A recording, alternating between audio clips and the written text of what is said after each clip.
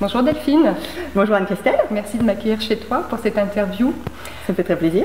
Alors en fait, je voulais absolument t'interviewer parce que la première fois que je t'ai rencontrée, je me suis dit waouh, quelle énergie, quelle Powerfrau.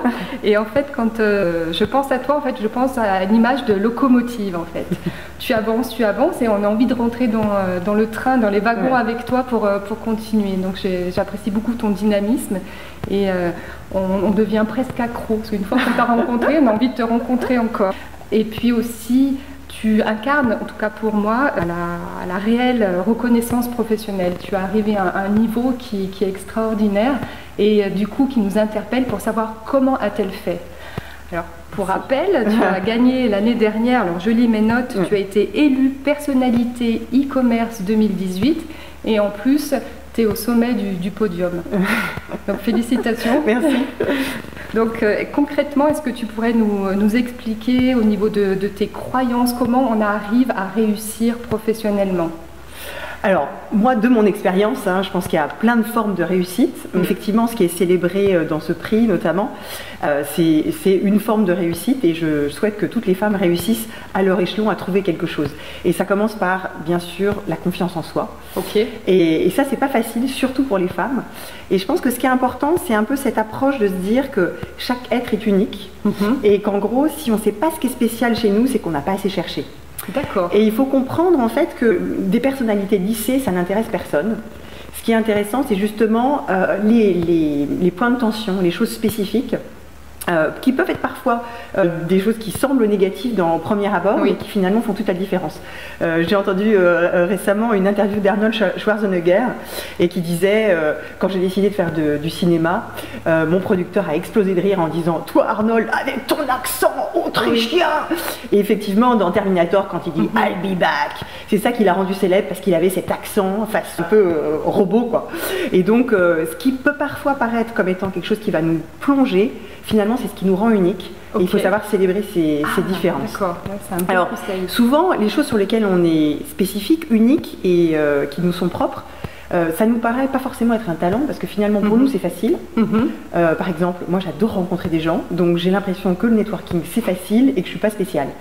Et en fait, ce qui est très utile, c'est de réfléchir avec quelqu'un qui vous connaît bien, alors un membre de sa famille, un partenaire, des amis, pour essayer de comprendre vraiment qu'est-ce qui est spécial chez nous. Parce que ces personnes vont mettre en avant quelque chose qui est différent d'eux et dire bah non, toi tu es hyper rapide, toi tu fais ci d'une certaine façon.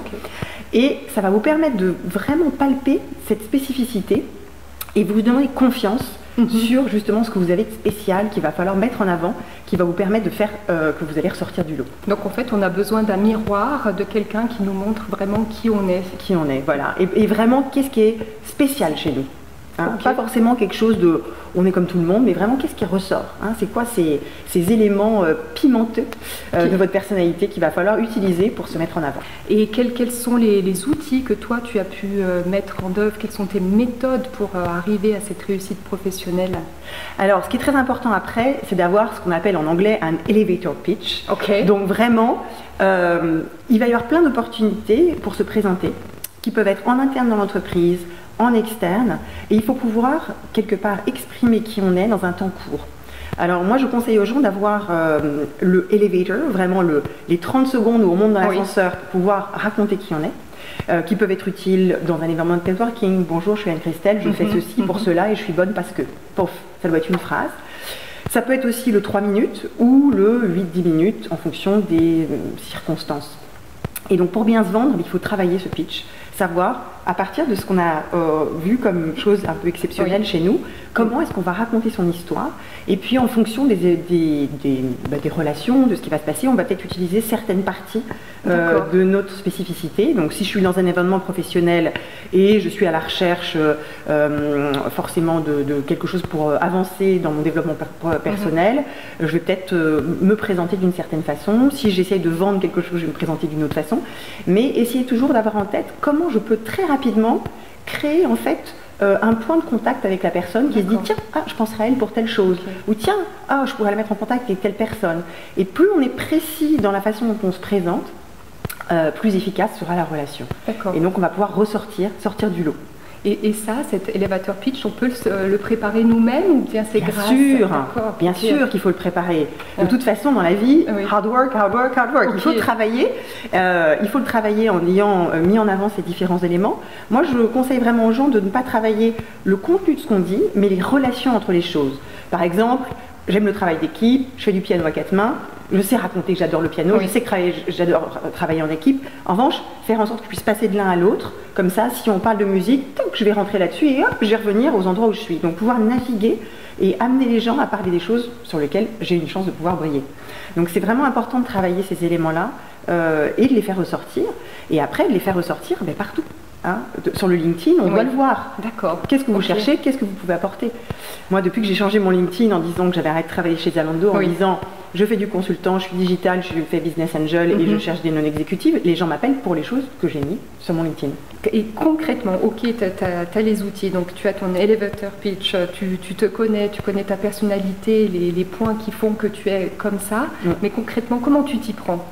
Alors après, il faut aller saisir les opportunités. Et là, quelque part, c'est pas facile, hein, parce qu'il faut, surtout quand on est une personne introvertie, il faut aller chercher plus loin. Pour les extraverts, c'est un peu plus facile. Et il faut vraiment se dire qu'il ne faut pas avoir de temps de réflexion. Il y a une opportunité, je la saisis. Il ne faut pas avoir ce « ah peut-être, mais on va voir ». Non. Alors, ces opportunités, elles peuvent être en interne. Par exemple, moi j'organisais très souvent dans mon entreprise des points d'équipe. Eh bien, qui veut présenter son projet, hop, je lève la main. Et ça, il faut se faire violence. Hein. D'accord. Après, ça peut être avec les équipes de communication corporate, où vous avez l'opportunité de parler dans des conférences, en tant qu'expert, on a toujours une histoire à raconter. Les gens qui disent qu'ils n'ont rien à raconter, c'est juste qu'ils ne veulent pas faire l'effort de chercher ce qu'ils ont raconté. Mais tout le monde a quelque chose d'intéressant à raconter. Il faut juste trouver les bons endroits pour le faire et vraiment se forcer. Et puis, ça peut être même dans un réseau féminin, prendre la parole. Quand on est à une conférence et qu'on voit quelque chose, se proposer pour être le prochain speaker. Il faut vraiment essayer de saisir tous les moments où quelqu'un qui a quelque chose finalement de similaire l'a fait. Et donc, pourquoi pas moi? Pourquoi pas moi? Pourquoi pas moi? Plutôt que de se dire oh, « je suis pas sûre, ça va être moi ». Donc, c'est vraiment aller de l'avant, pas trop réfléchir, se lancer. Et au pire, on aura la honte. C'est pas très grave. Voilà. Jamais personne n'est mort de s'être mis en avant. Il n'y a pas de faux pas. Donc, ça t'est arrivé aussi, quelques faux pas? Bien sûr, ça arrive de zozoter à la radio, ça arrive d'avoir les cheveux tout de travers et de ressembler à rien, mais c'est pas très grave, c'est par l'expérience qu'on va apprendre. Et puis, quelque part, aujourd'hui, les gens aiment l'authenticité, donc quelqu'un qui se trompe, finalement, on se rend compte qu'il est vraiment là et qu'il est honnête, et on va surtout écouter ce qu'il a à dire de spécial. Et si vous avez bien fait votre travail sur l'identification des points de force, les gens vont être respectueux de ce que vous apportez, parce que ce sera des idées nouvelles, ce sera une expertise, ce sera une expérience, donc ça va être riche, ça va être riche. D'accord. Donc en fait, si je comprends bien, pour conclure, il faut vraiment faire un travail sur soi. Hein, il faut se connaître. Il faut se connaître et se connaître en quelque part en négatif, hein, comme la révélation de la photo argentique, se retrouver en négatif pour essayer de voir qu'est-ce qui est saillant, qu'est-ce qui ressort, pour pouvoir se différencier, sortir du lot. Et donc c'est vrai que notre société a tendance à vouloir nous mettre tous dans le même moule, et justement il faut chercher qu'est-ce qui fait qu'on est différent. Peut-être parfois on dit que c'est pas apprécié, finalement ça va peut-être être le point qui va vous mettre en avant et qui va vous permettre de briller, de sortir du lot, de montrer vos talents, et puis de fil en aiguille de développer vraiment votre personnalité et votre visibilité. Super. Écoute, mille merci Delphine, et puis à très très bientôt en tout cas pour de précieux conseils. Merci.